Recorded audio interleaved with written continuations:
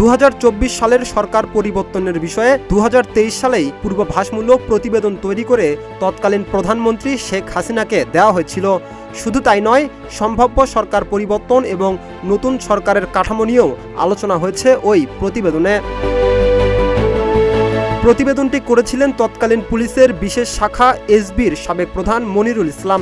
সাংবাদিক মাসুদা ভাট্টির ইউটিউব চ্যানেলে দেওয়া এক সাক্ষাৎকারে প্রতিবেদনটি নিয়ে তিনি এসব দাবি করেন। মনিরুল ইসলাম জানান, 2023 সালের মার্চে তৈরি ওই প্রতিবেদনে 2024 সালে সম্ভাব্য সরকার পরিবর্তন এবং নতুন সরকারের কাঠামো নিয়ে আলোচনা ছিল।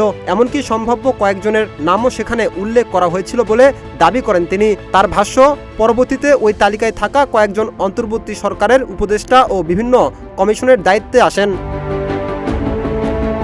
সাবেক এই পুলিশ কর্মকর্তা বলেন, প্রতিবেদনটি তিনি সরাসরি তৎকালীন প্রধানমন্ত্রী শেখ হাসিনার হাতে দিয়েছিলেন।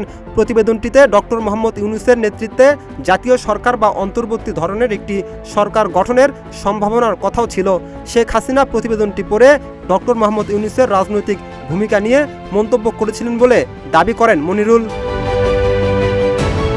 2024 সালের ছাত্র জনতার আন্দোলন প্রসঙ্গে তিনি কথিত ডিপ স্টেট এর প্রভাবের অভিযোগ তোলেন। তার দাবি, সরকার পরিবর্তনের পরিকল্পনা দীর্ঘদিন ধরে চলছিল এবং 2018 সালের কোটা আন্দোলন ও নিরাপদ সড়ক আন্দোলনকে সম্ভাব্য ভবিষ্যৎ আন্দোলন টেস্ট কেস হিসেবে দেখানো হয়েছিল। পরবর্তীতে ছাত্র ও তরুণদের আন্দোলনে সম্পৃক্ত করার কৌশল নেওয়া হয় বলে দাবি করেন তিনি।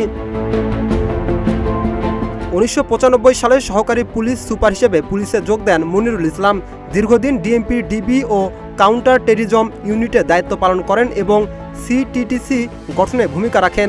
2021 সালের মার্চে এসবি প্রধান হন তিনি। 2024 সালে রাজনৈতিক পট পরিবর্তনের পর আগস্টে তাকে সরকারি স্বার্থে বাধ্যতামূলক অবসরে পাঠানো হয়।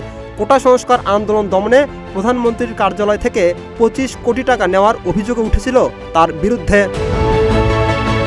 রাকিব হাসান, ইত্তেফাক নিউজ।